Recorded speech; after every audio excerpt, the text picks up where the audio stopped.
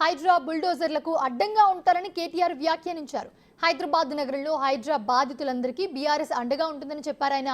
హైడ్రా బాధితులకు బీఆర్ఎస్ అండగా ఉంటామన్నారు. అయితే హైదరాబాద్లో బీఆర్ఎస్ హయాంలో 40,000 డబుల్ బెడ్రూమ్ ఇళ్లు కట్టామని గుర్తు చేశారు ఆయన.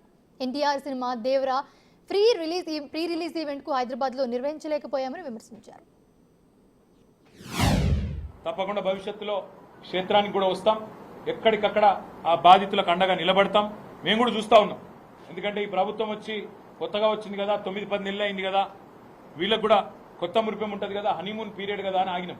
కానీ మీ దౌర్జన్యాలు, మీ దాష్టీకాలు ఇట్లే కొనసాగితే మేము ఊరుకోము, తప్పకుండా ఫీల్డ్కి వస్తాము. మీ బుల్డోజర్లకు అడ్డంగా అవసరమైతే మేమే నిల్చుంటాం. ఖచ్చితంగా పేదలకు అండగా బస్తీలలో మేము నిలబడతామనే మాట కూడా నేను విజ్ఞప్తి చేస్తా ఉన్నా. తప్పకుండా హైడ్రా బాధితులందరికీ న్యాయపరంగా మేము మా పార్టీ తరఫున మా న్యాయ విభాగం, మా లీగల్ సెల్లు అండగా ఉంటుంది. ఎవరికి ఏ ఇబ్బంది ఉన్నా భారత రాష్ట్ర సమితి కేంద్ర కార్యాలయం తెలంగాణ భవన్, బంజారాహిల్స్ రోడ్ నెంబర్ 10-12 మధ్యలో ఉంటుంది.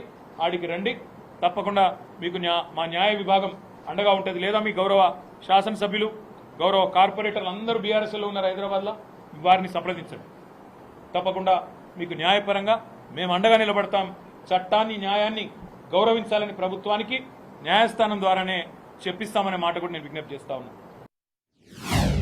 హైదరాబాద్లో మీరే చూడండి, నిన్న పాపం జూనియర్ ఎన్టీఆర్ గారి సినిమా ఆయన ఇక్కడ రిలీజ్ ఫంక్షన్ పెట్టుకుంటే దాన్ని కూడా కనీసం నిర్వహించలేని అసమర్థత, గంట్లాంటి పరిస్థితిలోకి ఇలా ఈ నగరం వెళ్ళిపోయింది.